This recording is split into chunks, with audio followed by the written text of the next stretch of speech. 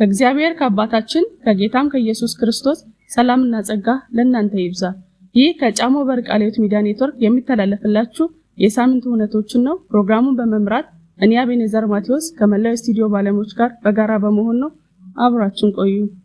በአርባ ምንጭ ዩኒቨርሲቲ ጫሞ ካምፓስ ለሚማሩ የክረምት መርሃ ግብር ተማሪዎች የእንኳን ደህና መጣችሁ ፕሮግራም ተካሄደ። ተጨማሪ መረጃ አለን።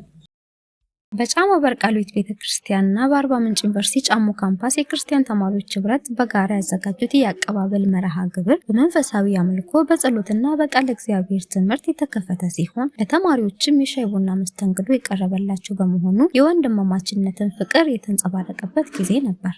የጫሞ በር ቃለ ሕይወት ቤተክርስቲያን ምክትል ሰብሳቢ ወንድም ታፈሰ ዋሌ የቤተክርስቲያኒቱ መሪዎች በመወከል የእንኳን ደህና መጣችሁ መልእክት አስተላልፈዋል። በንግግራቸውም ተማሪዎች በዩኒቨርሲቲ ቆይታቸው በነጻነት እንዲያገለግሉና እንዲገለገሉ የገለጹ ሲሆን ቤተክርስቲያኒቱ እነርሱን ለማገልገል ልዩ ዝግጅት ማድረጓን ገልጸው ተማሪዎችም ከቤተክርስቲያኒቱ ጎን እንዲቆሙ ጥሪ አቅርበዋል። የተማሪዎች ህብረት ተወካይ ተማሪ ምንጃር በተደረገላቸው ሞቅ ያለ አቀባበል የተሰማውን ደስታ ገልጾ ተማሪዎች በሙሉ አቅማቸው ቤተክርስቲያንን እንዲያገለግሉ እንደሚያስተባብሩና በወንጌል ስርጭት ስራዎች ላይ ንቁ ተሳትፎ እንደሚያደርጉ አረጋግጧል። ከመርሃ ግብሩ ፍጻሜ በኋላም የቤተክርስቲያኒቱና የተማሪዎች ህብረት መሪዎች ወደፊት በሚኖራቸው የጋራ አገልግሎት ላይ ዝርዝር ውይይት አካሂደዋል። በውይይቱም የቤተክርስቲያኒቱ መጋቢ ኤልያስ ማሽኮ የመንፈሳዊ ዘርፍ አገልጋዮችን በማስተባበር የተማሪዎችን አገልግሎትና መንፈሳዊ ህይወት የመምራት ኃላፊነት ተሰጥቷቸዋል። መርሃ ግብሩ በቤተክርስቲያኒቱ ሰብሳቢ ወንድም መስፍን መና የፍጻሜ ጸሎት ተጠናቋል።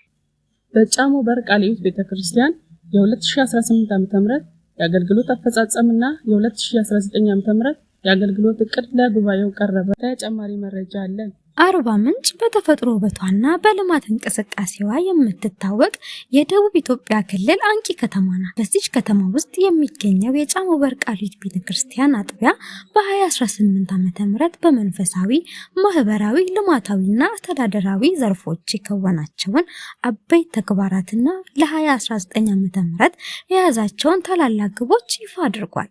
በአሁኑ ወቅት አጥቢያዋ 1105 አባላትን ያቀፈች ሲሆን ከነዚህ ውስጥ 565 ሴቶችና 540 ወንዶች ይገኙበታል። ከ15 ዓመት በታች የሆኑ 387 ህጻናት እንዲሁም 240 ወጣቶች የዚች ቤተክርስቲያን አካል ናቸው። በወንጌል ስርጭት ዘርፍ አጥቢያዋ በ2018 ዓ.ም አስደናቂ ስኬት አስመዝግባለች።